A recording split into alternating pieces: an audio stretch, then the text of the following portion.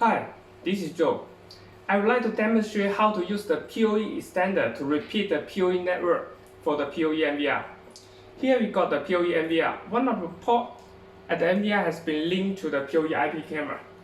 The IP camera is getting the power and data from the PoE port. This is the 100-meter Cat5e internet cable. Now I'm going to add another 100 internet cable to the link. This is the PoE Extender. We got the one PoE input and two PoE output. I will need one of the PoE output, so the second port has been blocked by the rubber plug.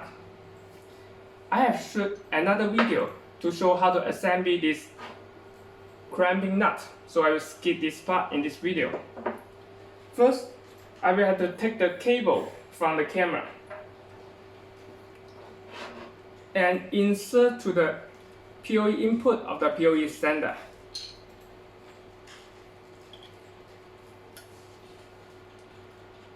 Now we can see the PoE Extender is getting the power and data from the PoE NVR.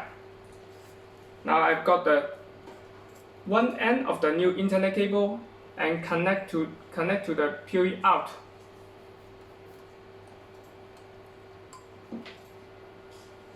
Alright, technically we also need to close this clamping nut. I will skip this part, just save the time. Right now, let's move to the camera. This is the RJ45 terminal. I will just connect it to the camera. Once we connecting, we need to wait for a while before the camera to boost up.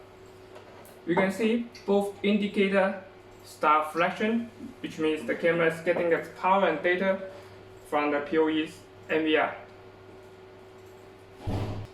Right now we can see the video is popped up on the NVR. It's going to take a while for the camera to zoom in, zoom out. This is the motorized zoom camera, so it will take a while to find the best focus. If we need 300-meter internet cable link, there's 200, so we can add one more PoE Extender.